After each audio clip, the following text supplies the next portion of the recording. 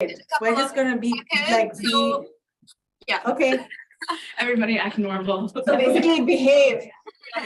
Basically behave is what you're saying. Amazing. Yeah, we'll all behave. Okay, life is on. Okay, cool. Shall I get started? We're in here. Is it always the number of people? No, it's been like 6 or 7 or 8 sometimes. So this is actually kind of, we want to Want this chair next to you. like she wants to Yeah. engage. Okay, hello everyone. I'm so happy to be here today. It is so nice to be in this experience with you all. My name is Saqera Kokayi. Hi, I'm going to be looking both ways. And I am going to share with you 2 different stories and 1 experience. And this is around my connection to food and around food as a form of nourishment and community care, as well as just being able to be self-determined and sovereign over your own body as much as possible, and as a way to connect with each other. So I want to start by creating a small little altar. Where I'm from, we often have shrines and altars to people who have transitioned, to deities, to gods, and what have you. And so I'm going to walk through my small altar before I start telling you stories. Today I'm bringing with me, I have my little plate here, I'm bringing with me some corn. This is in the form of grits. This for me represents the old world and indigenous brilliance in the Americas, which is a part of my own heritage. I am bringing with me some okra, which represents the old world for me. And okra is something that has come over from Western Africa with my heritage as well, my ancestry. So I'm adding that into the mix. And I brought some honey with me. And honey for me is a reminder that we are all connected. Honey, as we know, comes from bees. And so even though we are people, we are tethered to our winged cousins. We are tethered to our many-legged cousins on this planet. And bees represent, I believe, 75% of what we consume. They represent, a big part of creating that. And also honey, because I love honey. And I think we could all use a little more sweetness in this world that is a little bit crazy these days. So I'm just gonna put this honey out. Oh my God, it's so weird seeing it right there.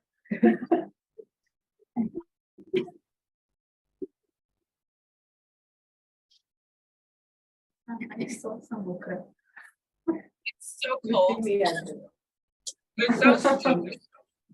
It's so cold in here. And I'm seeing your attire and I'm a little jealous that everybody's in short sleeves. Okay, so we've got so good. Okay, so I'm also bringing with me a photo of my grandmother. Oftentimes, food history, culinary arts, cookery gets passed through women. I will be the first to tell you my grandmother was not the most amazing cook. However, my grandmother supported many of my first attempts in the kitchen. And she was not an amazing cook because she could not taste very well, which really worked in my favor because I made some of the worst things ever. And she would just eat it and encourage me to keep on going, and love her for that. And my Nana on my mother's side is in this photo, and my Nana loved cooking, and she watched a lot of food shows, something that I ended up doing myself. And a lot of her knowledge passed on to my mother.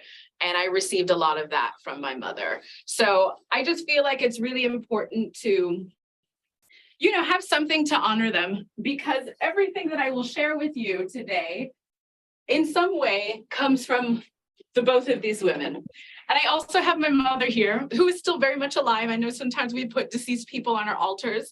My mother is still very much alive, and lives through me in the kitchen and lives through me in my morals and my ethics. And I believe in celebrating people and giving them their flowers while they're alive. And so, I still got more honey on me. And so I just want to put her on there because my mom is a pretty fierce woman. And the last thing that I'm going to do before I get into my stories, I won't start a fire in here, I promise. But I'm going to play a little Palo Santo. Uh-oh, is the screen okay? Yeah, it's got to do with bandwidth in Bangalore. Okay. Just message them and see if there's something on address. If it does, there's something else we can do. Okay, can you still see me or hear me? Is it okay? Yes. Yeah. Both. We can see and hear you. Wonderful. So the last is a little Palo Santo, because also where I come from, we use incense or smoke or fire to send things into the next world. And so as I'm honoring my ancestor and my heritage, I also just want to light something to signify that connection. So, all right, this is my altar.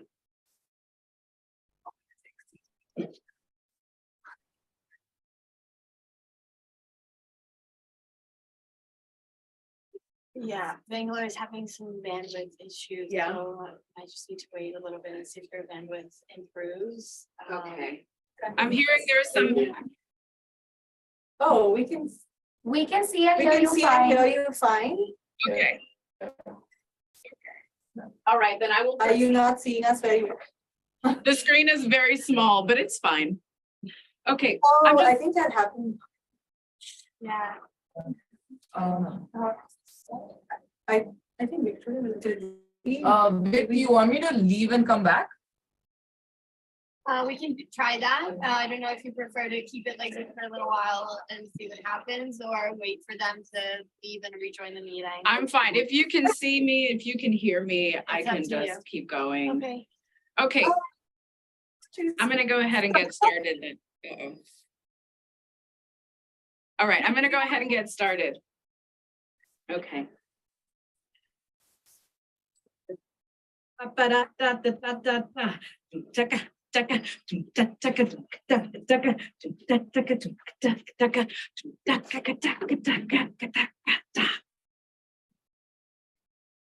It's Saturday night. It's late, and it's a full moon. And my spiritual community has gathered together, as they do every full moon, in our community center. So our community center is much like a mosque or a church, and that it has a big space, a big floor, specifically for these full moon rituals. It's got classrooms off on the side, and that's for priesthood training. That's for school that I attended for a few years. There's a restaurant with prepared foods, delicious prepared foods, and there's a shop. And the shop sells packaged foods. It sells spiritual baths. It sells spiritual books. And there's one more shop that sells clothes. And so it's a Saturday night under this full moon, and I'm 6 years old. I'm 6 years old, and there's a ritual going. And this ritual is dedicated to Harukahuti, who is the deity, or maybe we could say the god of like war. He's a warrior, some tough decisions being made with this guy. And I know it's this ritual, and I know it's for this deity because everybody's wearing purple and red, which are his colors. And so everybody's spinning around the ritual floor wearing white, because that's mandatory, and red and purple. I'm hungry. I'm 6 years old. It's really, really late. I have no business being awake this late at night. And so I'm looking for my mother. My mom is on the dance floor. The drums are going. And everybody's spinning around. And I see her. I see my mom. But my mom is not my mom. She looks like my mom, but she's not my mom. She's got her face covered in chalk, and she's got a machete in one hand, and she's swinging this machete around, and she's dancing in a trance. And this is something that I'm used to seeing. But I'm hungry. I'm hungry, and I need $1. I need $1 from my mother, because the only food that I need right now is a piece of carrot cake from the shop. So I go up to her and I'm like, hey, Mom. Mom is not answering. Mom is swinging the machete on this ritual floor. And I try and jump back in again. Mommy, Ma. Mom doesn't answer. And so I figure I need to try and get closer, right? Because certainly there's $1 waiting for me. So I jump in closer, my mom swings and I just duck. And I say, okay, okay, it's not the time. It's not time for carrot cake. And so I retreat, and I'm thinking I might just go back to my sleeping bag with my friend. But before I do, I know that I have one other option. So there's another shrine. And before every ritual, we pour a libation to the deity Sebek. And Sebek is the guardian of crossroads, of pathways, of decisions. And so it's important to pour libation to Sebek, because the idea is that during this ritual, you want to receive information, right? So we want to open up the pathways. Sebek's number is 3. Sebek likes candy. And as it turns out, I have a sweet tooth. And so I go to the shrine and I ask the person in charge of the shrine, can I have a peanut chew? And they said, all right, please tell Sebek 3 things that you plan on doing for your community. And so I usually rattle off something like, I'm gonna help my brother this week. I'm gonna do my homework, and I'm gonna help my mom in the kitchen. And I usually always did the 3rd thing because I loved being in the kitchen. I'm gonna help my mom in the kitchen. And so they said, okay. And in return, you get to have a peanut chew. And so I take this little peanut crunchy and I go along my way. And I go back to my sleeping bag and I share it with my friend and we go to sleep.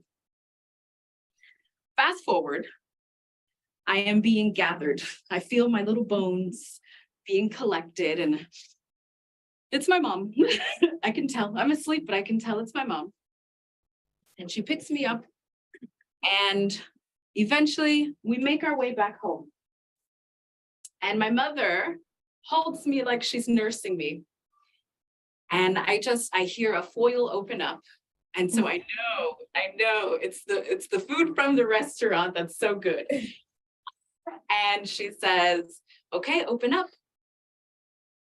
And so in my sleeping state, I just open my mouth and I eat this. And I drift back into sleep, right? And then she does that over and over. And I open and I chew. And then I just kind of fall back asleep, just enough, never coming out of sleep too much and never going in too deep that I can't get the food. And this for me is one of my first memories of feeling deeply, deeply nurtured and deeply taken care of. In my 6-year-old self, running around this whole ritual night like all of the children did, I'm worn out. I probably have not eaten dinner. I did not get the cake that I wanted. But my mom has this deep sense of responsibility to my growing body. And she fed me, and that was that. And So one of the things that I take from this memory is I'm not going to lie to you and tell you that I would be at Subek Shrine and like I meant everything I said. You know, I'm 6 years old. I want the candy. Give me the sweets. But what it did is kind of planted the seed in me that we are responsible for each other, right? In order to get something, you also have to pour back into the system. And so this is something that's kind of stayed with me throughout time. And also this feeling of being really nurtured. And so today it is my love language to feed people. It is my love language. If you ever come to Brooklyn, I will walk you through Brooklyn, where I'm from, and I will give you food history about the neighborhood, about the changes, where you can get a good deal. You can come to my kitchen, I'll cook something for you. But this is one of the ways that I really nurture people around me. So now I'm telling you the story about my mom.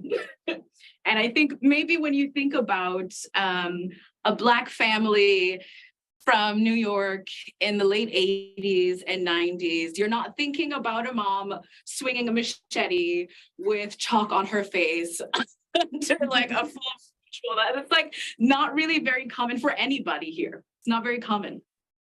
My family was not a very typical family. I mean, for one, we were a polygamous family. I grew up with 2 mothers and a father. We lived in the same house. And we grew up vegetarian. And so there were like all of these different things. And I also went to this school within this community. So in some ways, quite isolated from the rest of the neighborhood and the world around me. So my parents were, yes, unique. And we had family times on Fridays. You know, we even had a family, a song for our last name that we would sing to like start family time. All of the kids, there were 6 of us. We had a letter to sing and what it stood for. And we did show and tell. It was all very, very, very cute. Sometimes we had family slumber parties in the living room, like very, very cute stuff. And sometimes we were subject to my parents' documentaries. And these documentaries would be about the effects of high fructose corn syrup, about what food coloring, about, you know, artificial flavors and the effects on your body and brain development. Like this was like a nice Friday afternoon in my family. I would hear a lot about, you know, my parents were prone to conspiracies, and you know what, rightfully so, right? Like, how did we come to exist in America in the first place? It's not really a conspiracy. How did we get pushed out of the South and into ghettos of the North? Also not really, like, it's not a theory. These things really happen.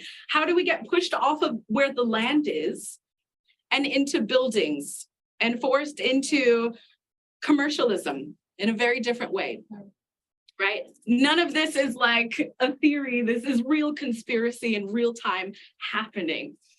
And so a lot of our discussions were colored by an awareness of very problematic white ideologies, right? That we were born into, that we grew up in, that, you know, these are the structures that we're in. And so, how many people remember Y2K? Do you remember Y2K? What about Try and do it. Why? Oh, You remember the year one? Y2K was this conspiracy that when the clock struck midnight, January 1,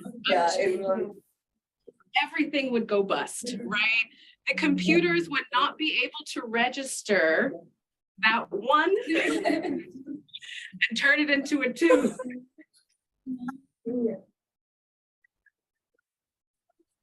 So it's kind of crazy to think about, but it's like this was the thing. And in one of these family meetings, my parents are like, we've got to get out of here. We've got to get out of New York. Because people are going to lose their minds. They're going to be in the streets shooting with guns. They're going to come for our house. And we've got to get to higher land. At this point, okay, so you grow up watching these documentaries, lots of conspiracies. Sometimes I was just like, guys, I don't think anything's going to happen, but I'm a child. I don't really have it. And so my parents decide we need to go to North Carolina. That was the safe place. And that reason is threefold. One, my mom has a sister that lived in North Carolina, so it'd be close to family. Two, North Carolina, South Carolina, Georgia, that region has some of the most fertile soil in the country. And three, people don't live on top of each other like we do in New York City. So the feeling is, if the manure hits the fan, there will be some space and it won't be pure calamity. And so we go to Costco, which is the bulk shopping store, and we get a 100-pound sack of rice. They don't even sell this anymore. They get a 100-pound sack of rice. And I was mostly happy that the rice was white because we only ate brown rice. So I was just really happy about that. We have so many cans of beans, and my mom drilled us, right? And she's always been like this, but because it was Y2K, this got turned up just a little bit more. So why do we have beans? For the phytonutrients and the fiber. And normally dry beans. And I remember asking, why are we eating canned beans? Because the cans are lined with estrogen. These are the things that have been drilled into me. This is just an emergency, okay? So we're packing up canned beans, and we're packing up all of this rice, and my brother and I had to pick this rice up and throw it into the van. And of course we had to do this because my father took a survivalist course, and the man who was teaching this survival course did 100 push-ups with 100 pounds on his back every day. So this gets passed off to us. We have to throw this rice into the thing. And we drive to North Carolina, where I spent a week playing in a hotel parking lot. Okay. And my mother drilled us, though. She would buy papayas, and she would demonstrate. She would cut the papaya, and we would watch the latex ooze out of it, out of the skin. And she would ask us, what is this? And we knew the answers because she's taught us plenty. These are digestive enzymes. And why are digestive enzymes important, kids? They're important, especially in times when there's a lot of fear, because fear affects the digestive health. It's one of the first things. Okay, so we keep some papaya around. We cut the papaya open, and there are seeds.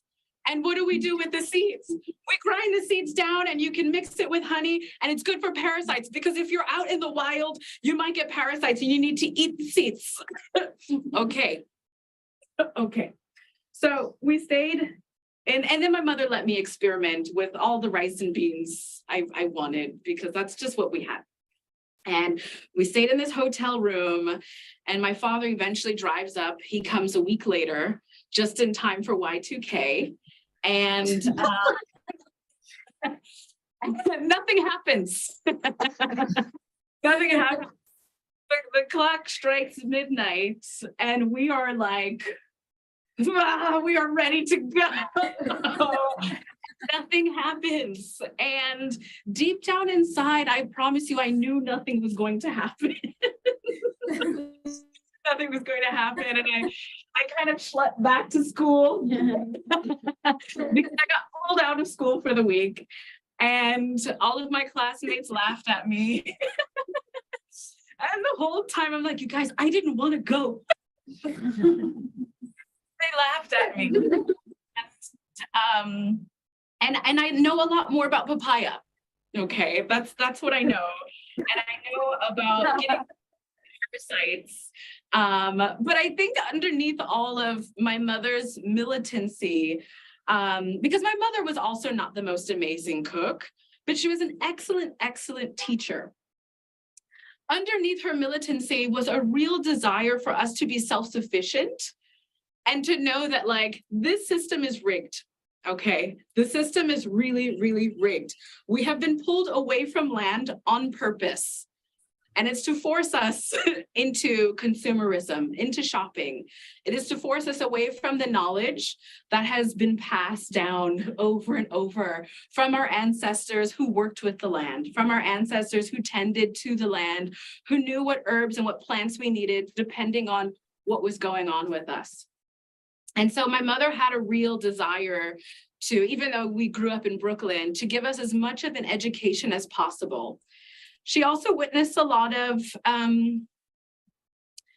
health crises in the family. And a lot of those can be tracked to an American diet, or what we call the SAD diet, the standard American diet. And my mother ran loud and in a different direction and just swore off a lot of the marketing that comes with being pushed into supermarkets.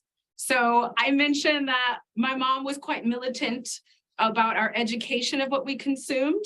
And yes, that was turned up for Y2K, but in any weekend, in any market, I'm being quizzed on what the ingredients are. If I look at a packaged food and I want to try it and it's new, look at the back. What is in it? Do you understand everything? No? Okay, we take that word, we go to the library before the days of Google. We go to the library with it, and then we learn about what it is. So this is something about my mom that I really, really, really, really love. The last thing that I want to share, and before I share this, I want to ask you all to think about your own food memory, maybe something that you would like to share. Think about one of the food memories that has made a lasting impression on you. And when I'm done, I would love to hear something, also here in this room. So the last thing that I want to say is, even though my mother was very militant and very strict, my father was quite the opposite. My father actually snuck a lot of foods into the house that I wasn't allowed to eat. Like I would find candies that I couldn't have. And he was one for pleasure and indulgence. And he is the reason that I love dining out. And so my father's favorite cuisines are Thai food and Indian food. And so I've developed a love of these two different kinds of cuisines through my father. And being in New York City, which is quite a food metropolis, it's been really, I feel really fortunate to be able to have access to different cuisines. Because growing up vegetarian in the 90s in New York, in America, was just not, it was not okay. It was not fun. It's not nearly as sexy as, you know, it is these days. The airlines gave you a piece of bread, a lettuce, and a tomato, and that was your flight. That's what you were to eat. And so a lot of my food experiences, I think, often felt very apologetic, right? We would go into a restaurant and like, we'd have to customize something, or maybe we could just order a few sides. But when we went into different Indian restaurants, we went into Thai restaurants, it was the first place that I felt very much at home outside of my home, as far as food goes. It's the first place I did not feel apologetic, and that I did not feel like I need to ask for things to be customized and to get so specific, and that people were very willing, right? Because there's cultures of vegetarianism without asking questions. And I also feel like a lot of what we consider quote unquote American cuisine has a lot to do with food marketing. which is a part of this whole food industrial complex that goes on. So like, why do people feel the need to eat Salisbury steak and potatoes is very much a thing of marketing, and beer, right? Like all of this stuff is targeted toward a certain demographic, and that is considered American. But here I was, this Black American kid, and I have Black American people to my left who are not eating like me. And so even within my own like Black community, I'm feeling very outside. And I think just in life, we were a bit weird. But then I'm in other cuisines and I feel very at home. If I go to a Jamaican restaurant, I eat Ital food and I feel very much at home. And so this is one of the things that really allowed me, or I felt like gave me the permission, empowered me to say, you know what, I want to keep on going with this. I'm not vegetarian anymore because I'm way too curious, but it's one of the things that I also really appreciate about what my father has done for me, just being in the kitchen of other women who have their own ancestry and their own knowledge coming through. That's informed my palate, that's informed my own cooking, that's informed pop-up dinners that I've done in different parts of the world. It's just given me a really, really rich appreciation for the many of us and the ways that we are connected, even through some of the same foods. So these are my stories. Thank you all for listening. And I would like to open it up. I'm just gonna have us do a little, I would like to ask everyone to close their eyes for a moment. In this room as well, if you would like to. I would like everybody to close their eyes and let's take a deep breath in and a deep breath out. And one more time, in and out. And I want you to swim back in time to a time that there was food around, where there was something being prepared. And I want you to think about who was there. I want you to think about the smells that were in the air. Was there an event that was happening? Was there a celebration? Was it the first time that you were being prepared or tasting something that you love still? And I want you to just sit here for a moment and find a memory that really resonates with you and has had some kind of lasting impression.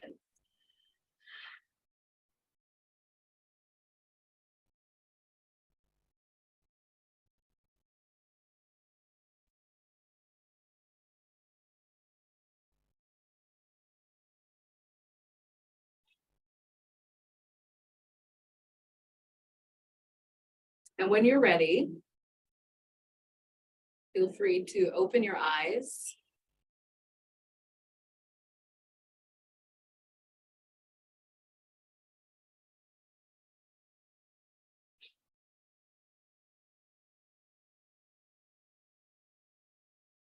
And feel free to share.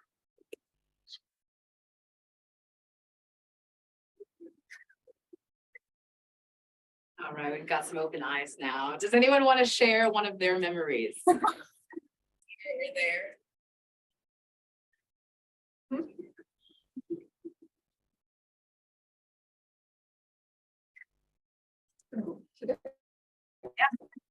Okay, so one of my earliest memories is Yeah.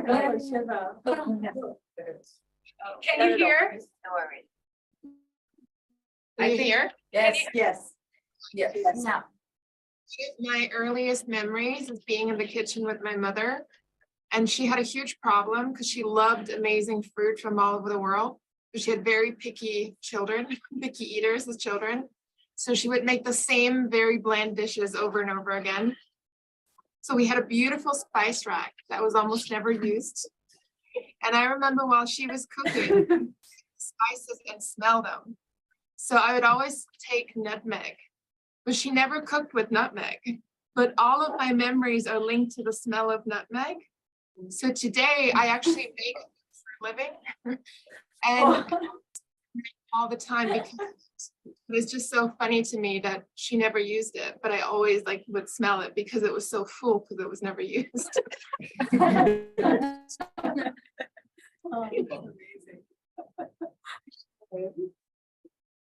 Does anyone want to share in Bangalore? Okay, I know. So as a child and even now, can you hear me? Yes. Yeah.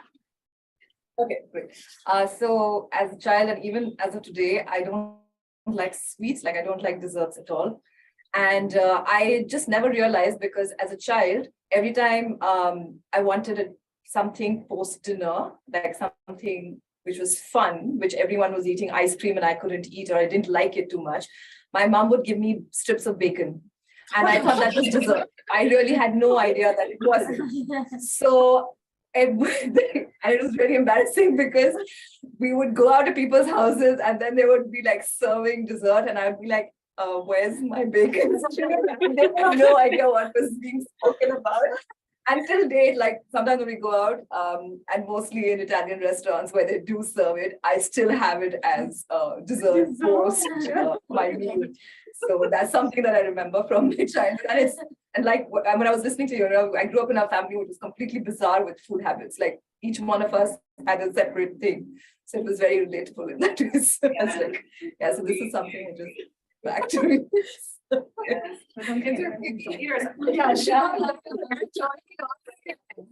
don't know about you, but I could not have my food touching. I needed everything separate. And I could not stand when they poured everything on top of the rice. I just wanted to do it my own way. And like my siblings. No, but it's a thing here as well. Like, I don't know if it's a North South thing or how it is, but it's a thing of like you have these containers, which you call katoris, and in which you kind of put your curries and your curd and things. So a lot of people like it all on the plate together. But like right now, when we were just eating, we just, both of us just said, you would like this container, just keep it separate, you know. But it's a thing, yeah, it's also, like I remember throwing a tantrum as a child once because someone served at a ritual post the ceremony and all, when we were eating food, someone poured everything together because that's how it's done. And I was 5 and I just like got up, took off my clothes and I said, I will not eat here, it's not okay, and how can you do this to me? And I think I've just done the most embarrassing things for my parents, and I think they've just been like, okay, are you so happy you're not here anymore? You know, so but yeah, I have my relationship with food is a bit Yeah. Oh my God, thank you for sharing. Does anybody else want to share? I was thinking that in my family, actually, rice became a holiday because when you were talking about your 100-pound bag of rice, because I grew up in North India and my parents are from 2 different communities and my father was very particular that he wanted to eat his kind of food. So every day we ate rotis and we ate vegetables and dal. And there were all these rules about who got the first roti, what you ate roti with, how many rotis to eat, all of these things. Except that on weekends, and also my mother had to cook all the rotis. So she didn't sit with us. She had to be in the kitchen cooking the rotis. But on weekends, sometimes it would feel like a holiday for her, often if my father was traveling. So then she would make rice. And she also didn't grow up in a rice-eating family, but it became a kind of a thing that me, my sister, and her could do together, that you make a pot of rice and then you eat it all together and there are no rules around it. You don't have to, really nice. There's no hierarchy about, you just, each person gets their rice and they eat however they want. And anyway, we are all eating with our hands, but still, like, it's different to eat rice with your hands than to eat roti. And yeah, and it just felt like a lot of freedom compared to the rules of the rotis. Oh, the rules of the rotis. I like that. And that sounds like a book waiting to be written. I mean, sorry to poke this, but it was just the opposite for us growing up, because in our house, when the roti came, it was divided, there were 4 of us, so it was divided into 4 parts, and each one got 1 part. So after a point, it was crazy because you didn't know how much I had eaten, and you were like constantly like, okay, I'm just getting 1/4 of this, so what's going on? But then there was a ration to it because there were only those many kept, little points, so you knew. But it was I guess it's just about the differences. But it's nice that you came up with your own special tradition. Yeah, that's really beautiful. Does anybody else want to share? I think just taking off from what you were saying, so my parents come from 2 different communities as well.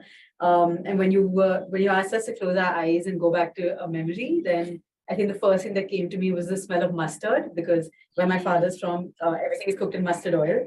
And so when I was growing up, I just assumed that was kind of the entire world, really. Because there would be sort of like a fixed menu, like every Sunday it would be fish and it would be a particular kind of dal and it would all just be like soaked in mustard.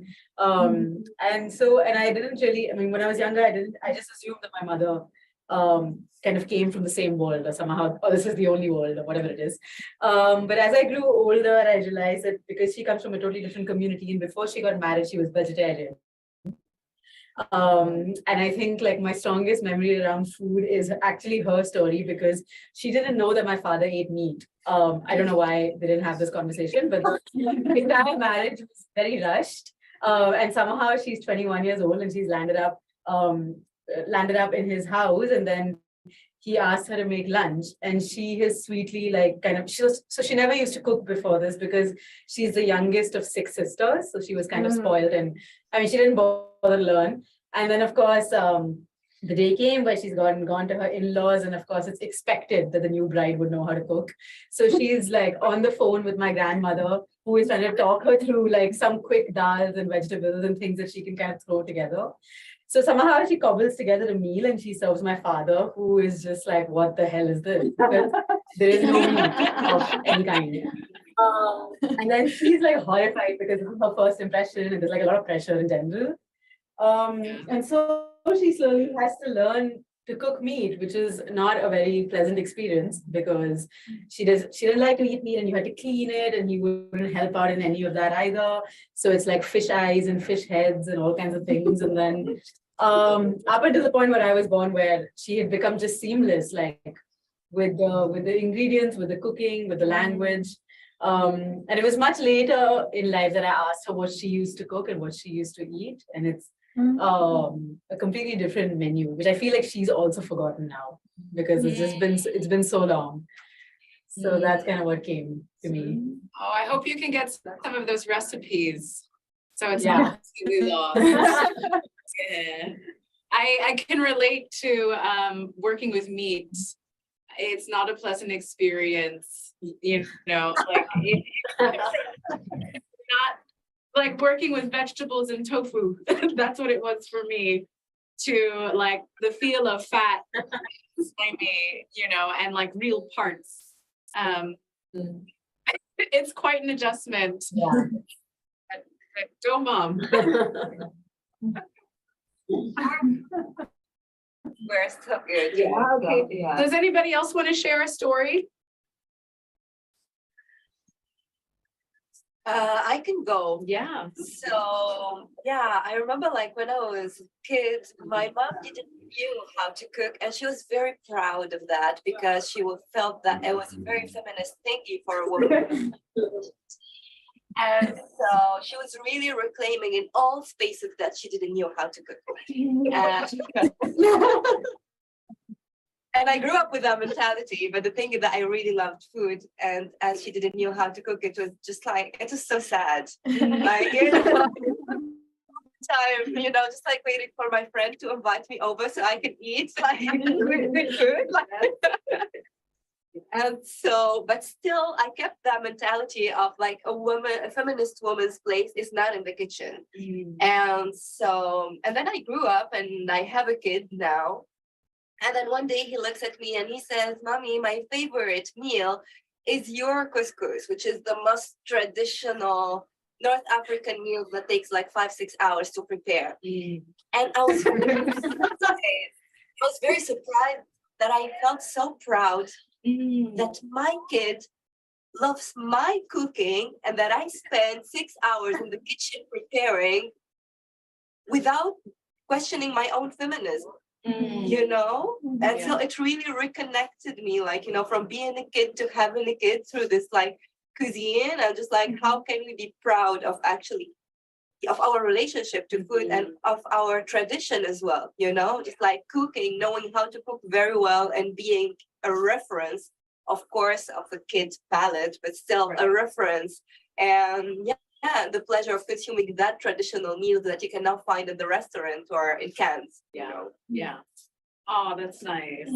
Just like, I guess to add a little bit to that, that your story like brings to me this idea of food as nourishment and a connection to that idea of family. So how your son looks at you and, you know, that nourishment comes from you, and that's his favorite type of food, and how meaningful that is. And I had a lot of that in my family too. I mean, my grandmother always said that life happens around the table, because that's where we would gather on a weekend, and she would make food, and we would spend hours around that lunch table, and it was about the food, but it was about connecting as family. So I don't know, that's always where my mind goes, and I have a lot of food related memories, because that was the family moments. It was eating and spending time together. Yeah. The kitchen is where it's warm. Yeah. I like it. What you were saying reminded me a little bit about a part of like my own journey with food. I've always been at home in the kitchen. It's been my favorite. Actually, my earliest memory is being really small, looking at people in the kitchen. Like that's my earliest memory. And I'm really grateful that my mother gave me like do what you want. Just I would like jump up on the counter before I could reach, pull up a chair and just make a mess and clean it up. And at a certain point, I was in charge of cooking dinner. So we were a family of 9, and that's a big dinner. And I really came to resent it. And I really came to resent it too, because of that narrative that like, oh, but you're a girl and you like being in the kitchen. So now this is for you to do. It's just so natural for you. And I didn't really like that. I didn't like the way the label was being put on me. And my way of rebelling was to make nasty food.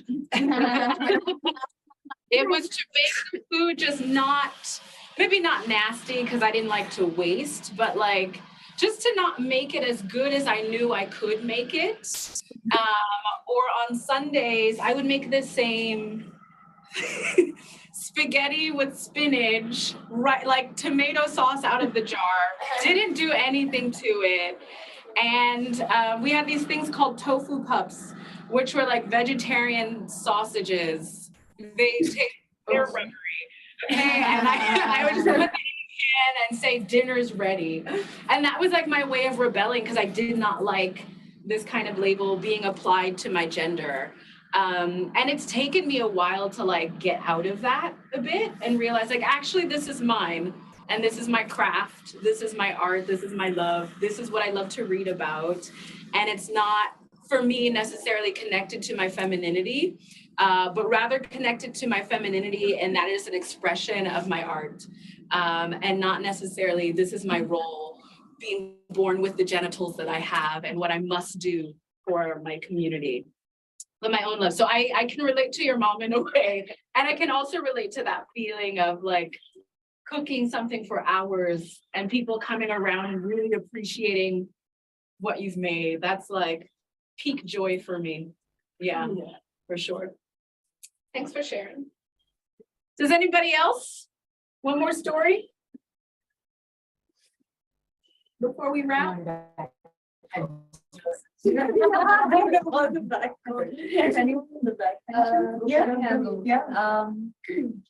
think food helped repair my relationship with my grandmother during COVID.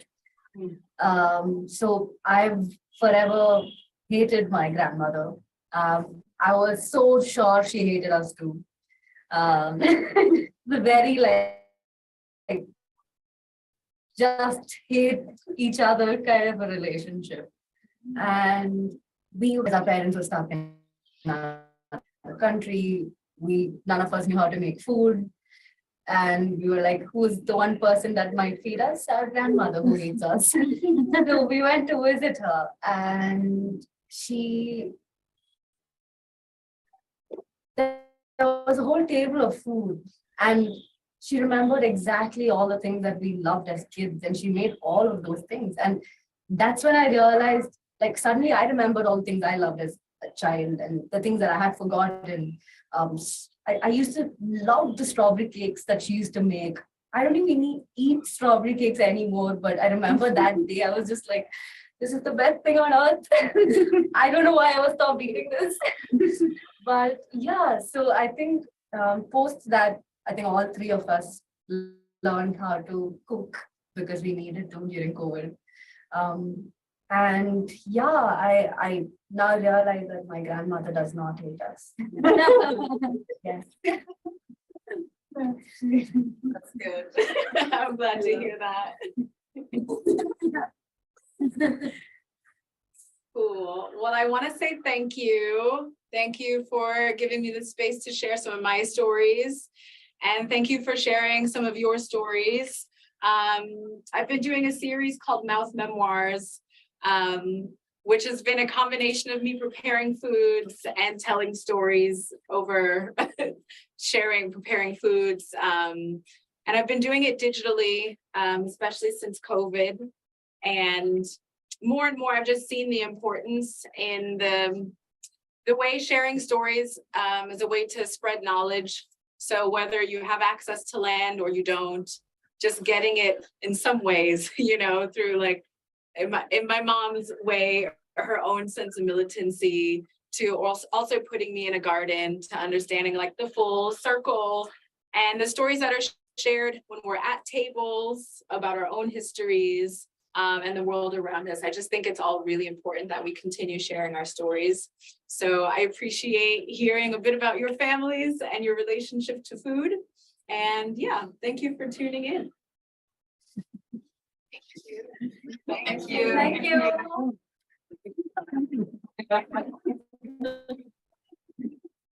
Gonna get warm again. Oh, sorry, folks.